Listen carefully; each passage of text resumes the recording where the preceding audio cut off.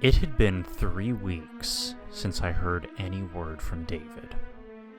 In the 6 months since we started dating, we had only gone 3 days without talking. And that was after a pretty intense fight. There was nothing out of the ordinary when I had talked to him last. He had just mentioned that he was going to check something out for a friend that he told him about. But then I got a really weird text the night before. It was from David, but it wasn't from his number. It only had 5 words in it. NoEnd, don't come, David. Something was wrong. After I read that text, I felt nauseous, like I was seeing something I shouldn't. I decided to get a hold of Peter, but I had talked to this ass before. He was a deadbeat, but at least he might have some information on where David might be. I decided to log into AIM with David's account. I figured it would be easier to start something with Peter if he didn't know it was me. When I logged on, he immediately messaged me. David? Holy shit, you had me worried. I thought you went to the house. What do you mean? NoEnd house, man. That place I told you about, that I could have sworn you were gonna go. NoEnd. This guy knew what was going on. Yeah, I couldn't actually find it. Maybe I'll try again tomorrow. Where was it again? No way, you already had me worried. Fuck that place. I've been there, you do not want to go there. Peter, this is Maggie. What? Where's David? I don't know, I thought you would know, but apparently not. Oh shit. Oh shit. What? Seriously, Peter, you need to tell me what's going on. I think he went to the house. It's outside of town, maybe 4 miles down Terrence Street. Unmarked road, turn right. Shit, man, he's gone. No, I don't think he is. What are you planning on doing? I'm gonna get him back. I left the next night at around 8. There wasn't a single car the entire trip, and as I turned onto the unmarked street, I saw a sign pointing toward the road. NoEnd this way. Open 24 hours. My breathing hadn't been steady since I left my house, and seeing the house didn't help. There weren't any other cars around, which made me think that it wasn't open. A light from the front stoop illuminated the surrounding area, and the windows showed that the lights were on inside. I parked my car, walked up to the front, and made my way in. The front lobby was normal enough, but as I predicted, there wasn't anyone there. All the lights were on, but no one was there. Besides the door I came through, there was only one other. Posted next to it was another sign. Room 1, this way. 8 more to follow. Reach the end and you win. That wasn't what made my stomach sink, though. That wasn't what stopped my heart. There was more below, scrawled and handwritten in red. You won't save him. I must have stood in the lobby for an hour. I was frozen. I didn't know how to go on. Did I go through the door? Did I call the police? After reading the sign, I decided that I may have bit off more than I could chew. I'm average height for a girl, but pretty thin. I wasn't about to fight off some psycho that was holding David hostage. I decided calling the cops was the best thing to do, so I reached into my pocket and opened my phone to call. No service. The house must be blocking the signal, and it was basically in the middle of nowhere. I walked towards the entrance, figuring I'd find service outside. I reached to the knob and twisted, and nothing. It was locked. I shook it harder, nothing. It was locked from the outside. I slammed my hands against the door and called out to anyone that could hear me. I knew it was useless, though. No one was out here except me. I felt a vibration in my pocket. I reached down and looked at my phone. One unread text. At first I was really glad I had service. I was saved. Maybe the text was from David that he was alright. It was from a different number, one I didn't have in my phone. I pressed open and nearly dropped it. You can't save yourself either. My entire body was shaking. I wanted to pass out. I was stuck there. A cell phone with no service, in a room with no exit. My eyes scanned the room and landed on the door across the room. A gold 1 was mounted on the front. It looked like a room door in a hotel. The ground felt far away as I walked closer to the door, and in a few moments I was within inches of it. And I placed my head against the wood and listened. All I heard was distant Halloween music, just creepy instrumental music you'd hear at any haunted house. Suddenly I got a little calmer. David was always known for his pranks. He would tell me about these elaborate setups he and his friends would make for the new players on their soccer team. And somehow a smile found its way across my face, and I opened the door without fear. Entering the first room alleviated my fears even more. The room was a completely normal attempt at a haunted house, though rather lacking. In each corner was a scarecrow, but not even scary ones. They were the kind you used to see in grade school, with the big smiling faces. Paper ghosts hung from the ceiling, and a fan in the corner added a cold breeze that made them spin.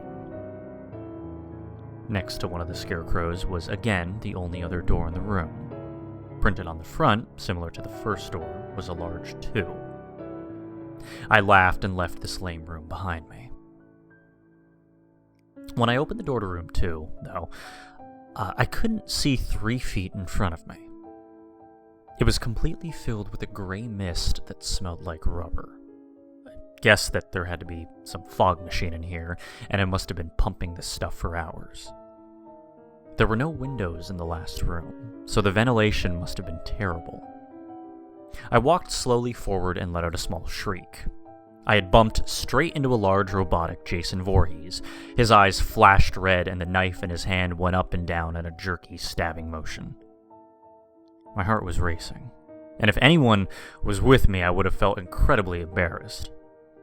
I covered my mouth and made my way past Robo-Jason. The fog was getting to be a little bit much at this point. I was beginning to feel lightheaded as I found the door to room 3. I placed my hand on the knob and jerked it back in pain. The knob was extremely hot. I placed my hand on the door itself and felt that it too was warm. I couldn't hear anything from the other side. I put my ear up to the warm wood expecting to hear a fire, and heard nothing.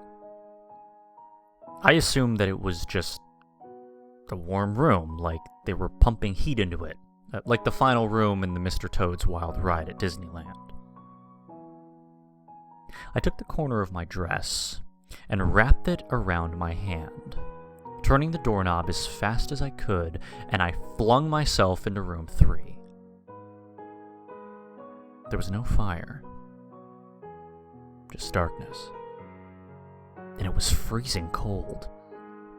Room 3 wasn't like the other rooms. It wasn't like the other rooms at all. At that moment, I knew that something wasn't right. I tried to make out anything in the room, but I couldn't even see my hands grasping for the doorknob.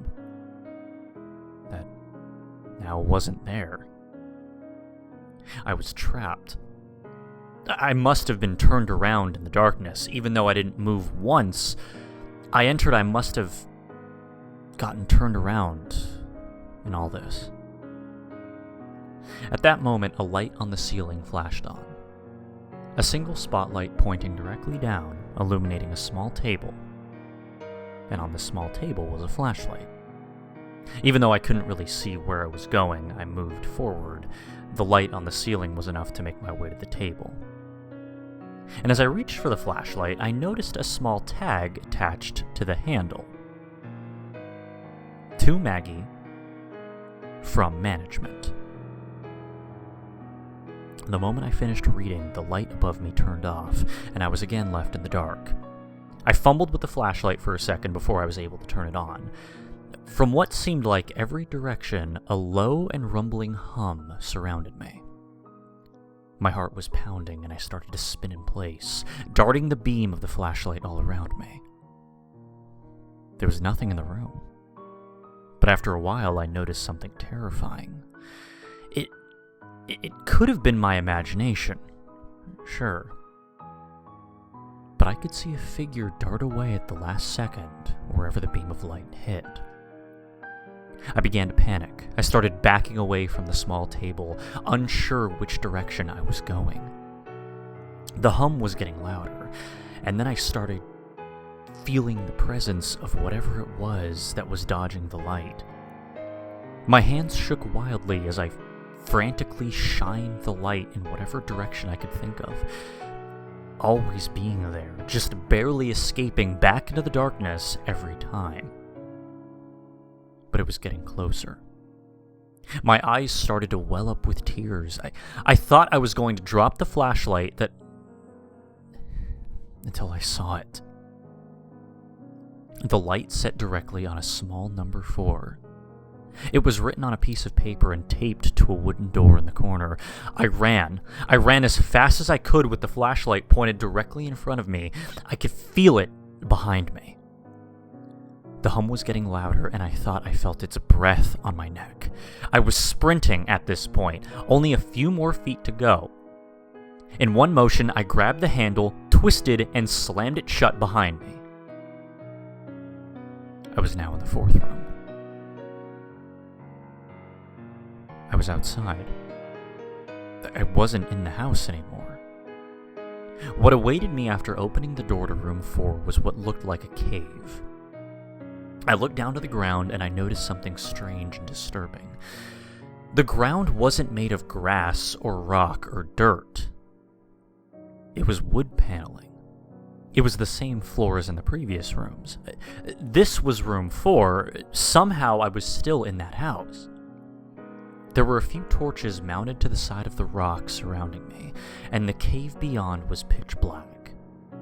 The torches looked like they could be taken down, so I walked over to the closest one and unsheathed it from its mounting place.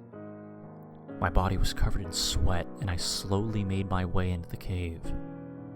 The hum was gone, hopefully for good. No other noise met me inside, but there was a slight breeze. The cave seemed to go on forever, and I was walking for what felt like hours, until I saw a faint blue light. I walked toward it, cautiously, but at a decent pace. The light was an opening, the end of a tunnel. I started walking a little faster. I always hated cramped spaces like caves and tunnels. In a few moments, the exit was within feet, and before I knew it, I was at the end. And that's exactly where I was. The end. At the exit of the cave, the ground dropped off to a cliff, and there was no other way to go. I looked back into the dark cave behind me. I knew there wasn't any turns. It was a straight tunnel. I turned and looked down over the edge. And what I saw made my stomach turn worse than it ever did before. What I saw was an ocean. Water all around with nothing else in sight. The drop must have been 100 feet tall, with a small rock formation at the bottom. After a few seconds of studying the rocks, my stomach turned more than I thought possible, and my body broke into a fresh sweat. The rocks formed a number. The rocks formed 5. I stood up and backed away from the edge. I hated heights. I was stopped by a wall that shouldn't have been there. I turned around and was met with a terrifying sight. The cave was gone. I was face to face with a solid stone wall, the side of whatever mountain this was. I had to keep telling myself I was still in the NoEnd house. I didn't leave. Clearly this isn't an actual mountain, but it felt so real. I turned back and looked over the cliff again. There was no way. This house has been pretty messed up before now. I was outside, for God's sake. But what it expected me to do now was just too much. I knew what those rocks down there meant. That was the entrance to room 5. There was no stairs leading down, no other paths to use. I was trapped again. The house wanted me to jump. The house wanted me to jump. I sank to the ground and curled into a ball. I couldn't do it. There was no way I could jump off of a cliff into a jagged rock formation 100 feet below. My mind was split in two. I knew that I was still inside, but my surroundings screamed in my ear the opposite. I stayed there on the wooden ground for a while. At that point, I had lost all concept of time. After what seemed like weeks, I finally stood up. And slowly I made my way to the edge of the cliff and looked down. The giant 5 taunted me to jump. It knew I couldn't do it, and it taunted me. And then the hum returned. The low and distant hum. It seemed to come from behind me, resonating within the mountain. I don't know what came over me just then, but after hearing that sound, something inside me lit up. I clenched my eyes shut, and I jumped. The wind was rushing up as I fell, and a deep fear washed over me. I was going to die. I was going to smash into those rocks and die. They were going to tear me apart, and I was going to die. I didn't dare open my eyes, I just fell. Even with the loud wind around me, the hum was now deafening. I just wanted it to be over. I just wanted it to be over. I just wanted it to be over. And then I stopped. I wasn't falling anymore, but I never hit the rocks. I opened my eyes and looked around. I was standing on the familiar wood paneling of the house. The hum was gone, and silence took its place. I had made it. I was in room 5. I don't know how it happened, but I was in room 5. The feeling of dread was gone. I was just incredibly happy to be alive. After a few moments to collect myself, I decided to look around at the rest of the room. My happiness left me fast. This room was empty. The walls matched the floor, and the ceiling matched the walls, and the walls had no doors or windows. I was in a sealed box. Then I realized I didn't make it. I wasn't safe. I had made it out of the 4th room, but only to enter room 5, and there was no leaving it. At that moment, I wondered if David had been in this room. I wondered if he had jumped off that 100-foot cliff and ended up stuck in the room. And if he did, that means he got out.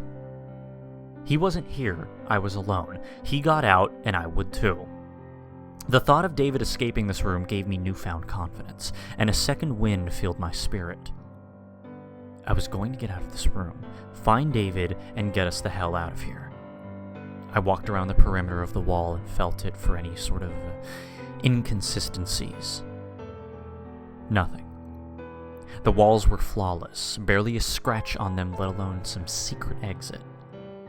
I started to knock at random places on the walls, and they were completely solid. The confidence started to leave me.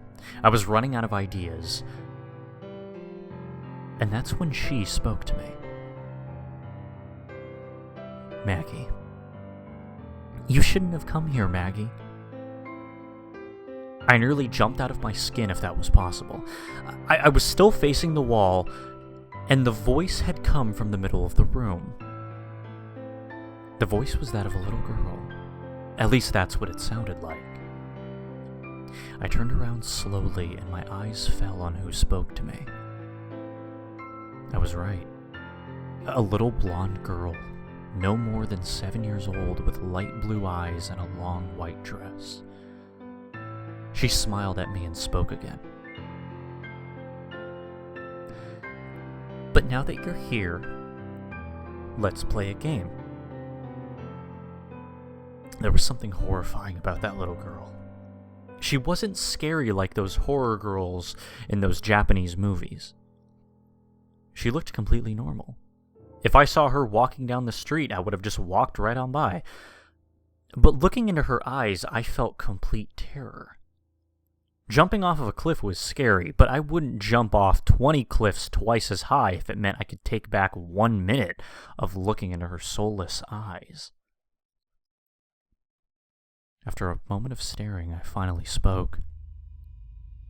What game? Who are you? I mumbled. If you lose, you die. If I win, he dies. My heart sank somewhere below my feet. I couldn't believe what I was hearing, but I knew she was telling the truth. Which will it be? She smiled. Neither. I don't know where I found the courage to talk back to this demon child, but I had come too far to just let David die. And if I died, this was all for nothing. No, I chose neither. But then I saw it. The reason the little girl terrified me. She was more than just a small child.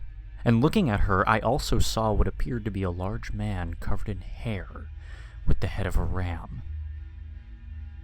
It was a horrible sight. I couldn't see one without seeing the other. The little girl stood in front of me, but I knew her true form. It was the worst sight I had ever seen. Too bad. And with that, she was gone. I was alone again in an empty and silent room, only this time something was added. A small table where she stood appeared from nowhere, as though it was there the whole time. There was something on it, but I couldn't tell from where I was. I walked up to the table and looked at the small object. It was a small razor, like the one you'd find in an X-Acto knife. I reached out to pick it up, and as I did, a scream left my mouth. When my hand came into view, I saw something that was never there before. It looked as though something was branded into my skin. A single number 6. I looked back to the razor and noticed the tag attached to it. To Maggie. From management. Thought you may need this. After reading the note, I started sobbing uncontrollably. Tears were rushing down my face harder than they ever have in my life. I had never cried like that, and I don't think I ever will again. I fell to the ground and sunk my head into the hardwood floor. I was sobbing for hours, just lying there on the ground. And then the crying stopped and depression set in. I don't even know why I was crying. It wasn't about David. It wasn't even about how I was stuck there. There were still no doors in this room. I was trapped. But that's not why I was sad. I was in the deepest depression possible. Complete and emotionless depression. I felt empty and clawed my way up from the ground and steadied myself against the table. My eyes fell on the razor and I picked it up. I was going to kill myself. I couldn't handle it anymore. I had had it. David was probably dead. I was trapped in here. It was over. I pressed the razor against my wrist, right above the 6 that had appeared on my skin. The sobbing came back, and I just stood there crying with the razor pressed against my wrist. David was dead. I was about to die. Nothing mattered anymore, and with one deep cut, I sliced down my wrist. Immediately after slicing down my wrist, I was no longer in room 5. I didn't die. I knew that for sure. The depression was gone, but I was by no means happy. Tears were still finding their way down my face. The room I was in was similar to the one previous, and again, had no doors. There wasn't any lamps, but somehow I was still able to see everything clearly. The room was completely empty, but before I had time to think of what to do next, it went dark, and the hum from before returned. I covered my ears in protest. It was louder than it ever was, but it was over in a moment and the lights returned, only this time something was added to this room. And then I screamed. There in the middle of the room, strung up by chains and naked from the waist up, was David. It looked like he was tortured. Knife wounds littered his chests and arms. "David!" I ran up to him as fast as I could. He was conscious. I saw his chest move up and down, but he wasn't speaking. And that's when I noticed what was etched into his chest. I dropped to my knees as I saw it. The 7 stared at me as though it had eyes. I heard David try and speak, and I got to my feet and got as close as I could to him. "David! David, can you hear me?"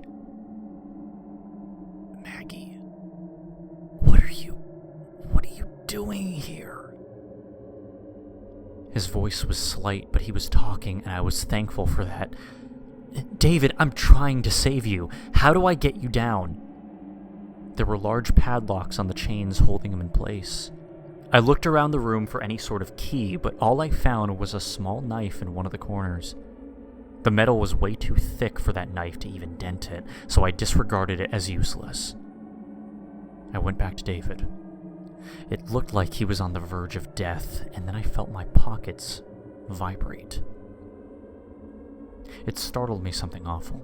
I took the phone out of my pocket, as I suspected, one unread text. I flipped open the phone. That isn't me. I didn't know what to think. David was right there in front of me, but that text was from the first number that contacted me. It was the first text that I received from David that mentioned the NoEnd house. "Maggie." I heard his voice clearly with my ears and my mind. It seemed like his voice was coming from all sides. "Maggie, you have to go on." "What are you talking about? How?" I was face to face with David, or whoever it was chained up here. "That knife." He made a slight movement of his head toward the corner. "Go get it." I ran and was immediately back with the knife clenched in hand within a few seconds. I had no idea what was going on, but I needed to save him and would do anything. "Now stab me in the chest."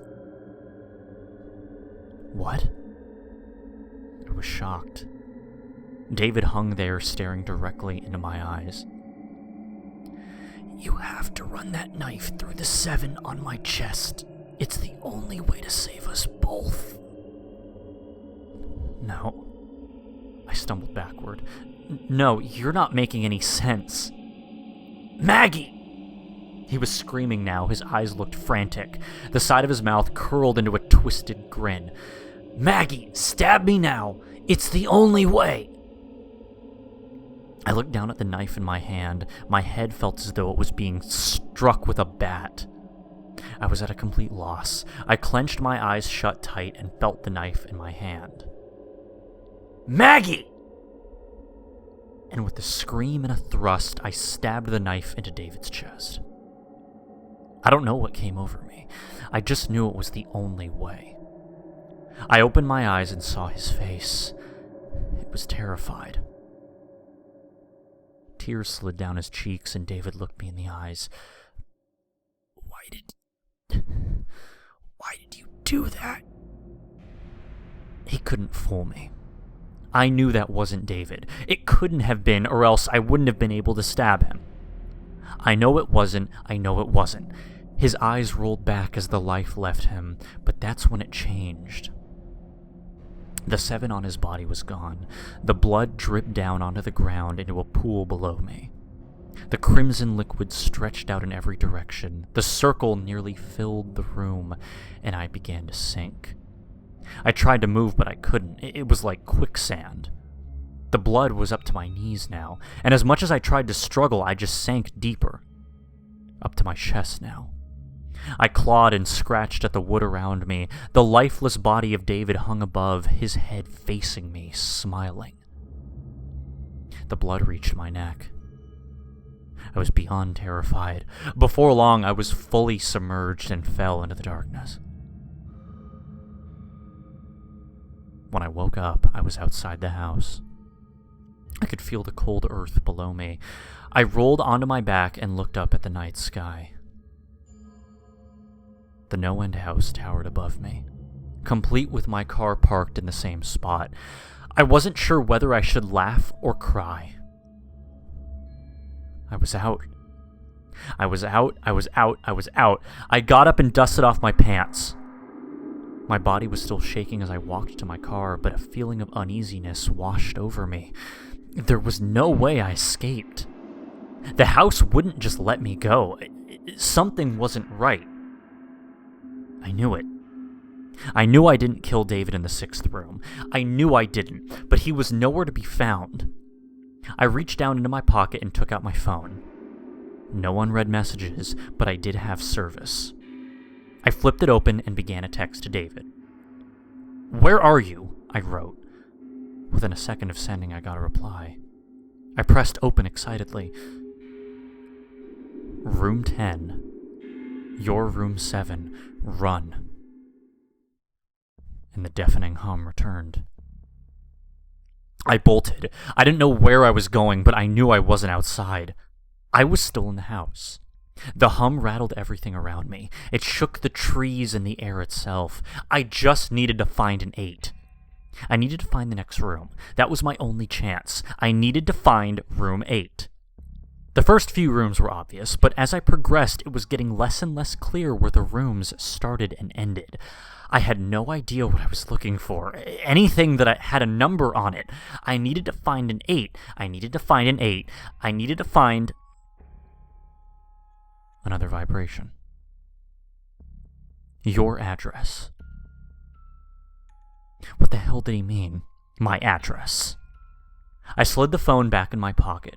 The hum was growing louder and louder. And that's when it hit me.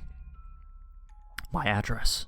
My address. My address. It couldn't be. It couldn't be. 4896 Forest Lane, Unit 8. I slammed into my car and flung the door open. The hum shook the metal of the car and seemed to follow me inside. I floored it and made my way back down the dirt road toward my apartment. None of this was making sense. How was room 8 my apartment? Should I have even trusted that text? It was from David. I know it was. There was no reason not to trust it. It took no time at all to drive to my complex, and honestly, I didn't even remember driving. It was like when you zone out for a minute and wake up farther down the road. I didn't even bother locking it as I ran up to the front gate. My hands fumbled with the keys as I unlocked the bolt and made my way down into the first hallway on the left. My complex was huge, but my apartment was one of the first ones on the left. I ran as fast as I could, past 4, past 5. My head was spinning. This night was weighing down on me like a lead vest. Past 6. The farther I made it down the hallway, the farther away the hum seemed to be.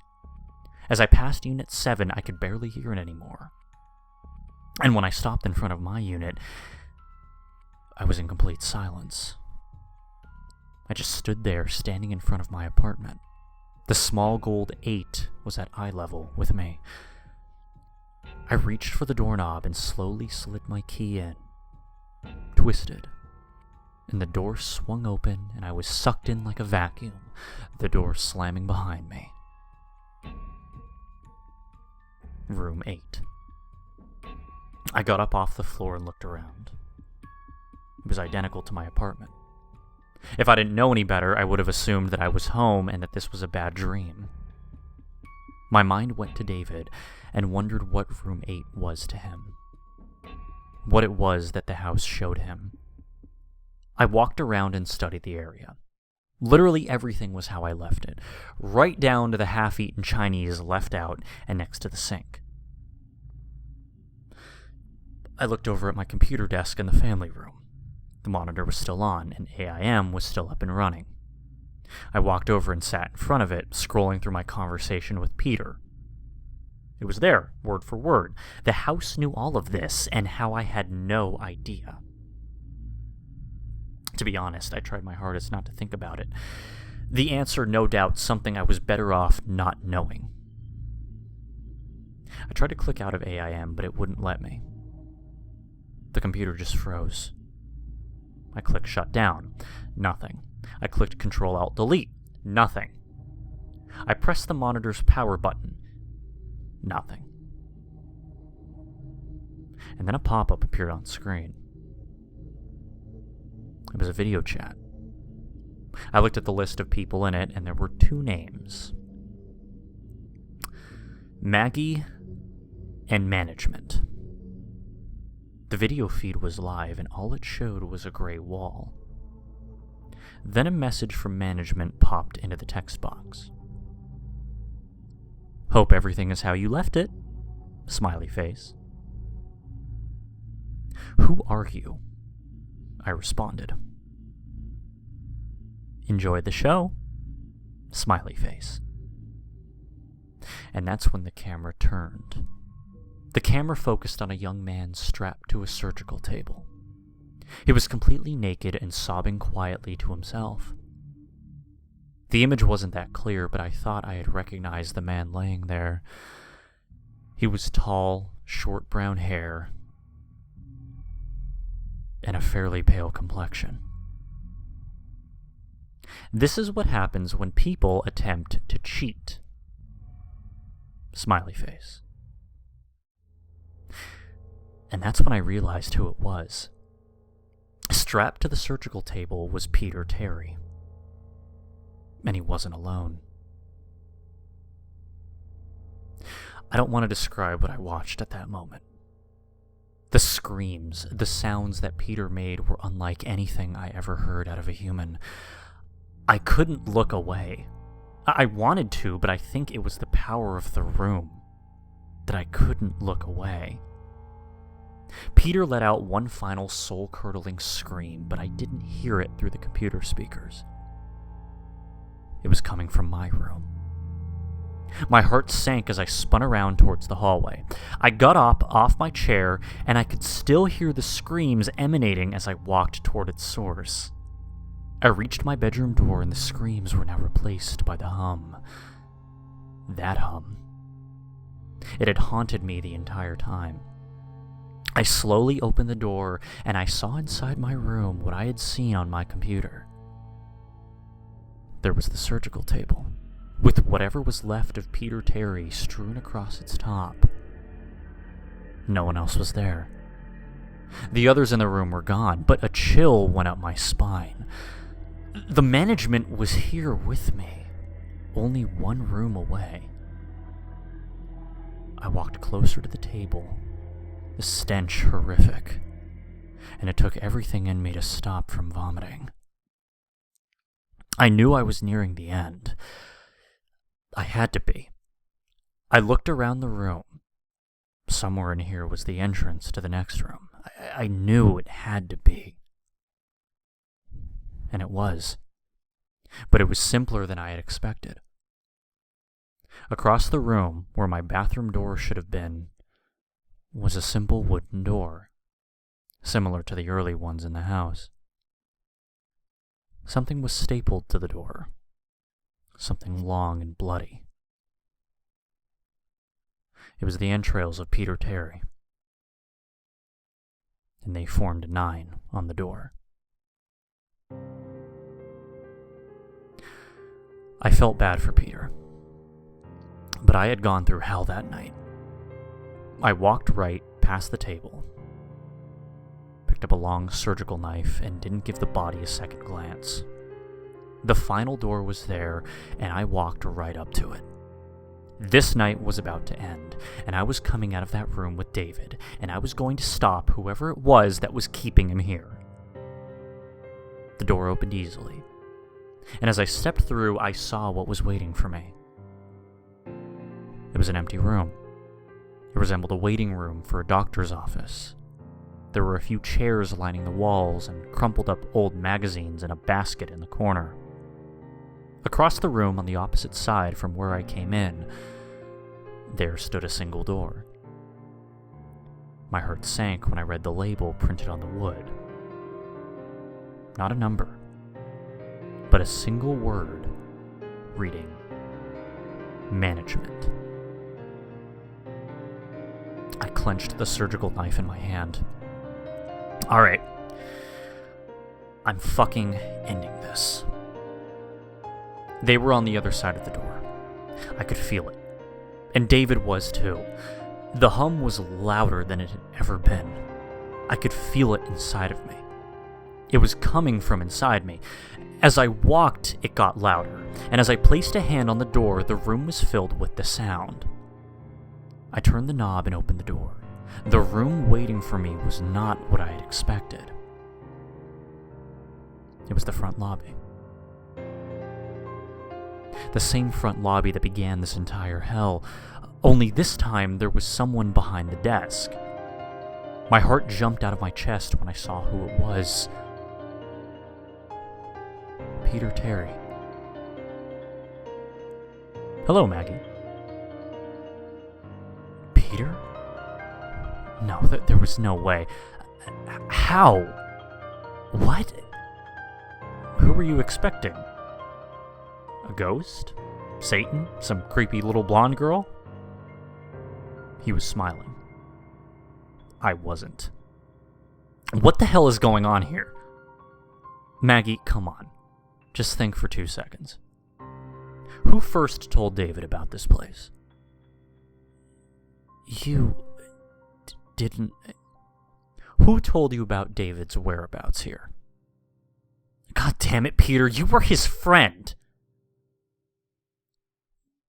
I'm sorry, Maggie, but that's how we run business here. Where is he? Where is he? He's in here with us in the house, Maggie. He isn't going anywhere, and neither are you. I don't know what took over me, but I lost it. I jumped over the counter and shoved Peter to the ground. I grabbed him by the hair and slammed his head into the ground. The surgical knife in my other hand pressed firmly against his neck. I wanted to kill him. He killed David. He wasn't killing me. Maggie, you can't.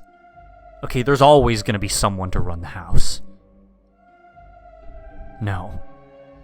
No. I slid the knife across his throat and slammed his head further into the ground. No, I don't think there will be. With his death, the room went dark. I could still feel the surgical knife, but I was no longer holding onto Peter's hair. I don't know for how long I was in the darkness, but it felt like ages. I stood and felt for the desk, balancing myself with one hand on the side of the marble surface. Then the lights came on. I could see the windows across the room. It was still night out. David was walking around outside, seemingly unharmed. I ran to the door and tried to open it. I was so happy. But the door wouldn't budge. I tried my hardest, but the door wouldn't let me out. I looked out the window and saw David as he began to walk down the dirt road. I rested my head against the door and saw it. My stomach lurched hard. There, pinned to my chest, was a name tag with one word. management.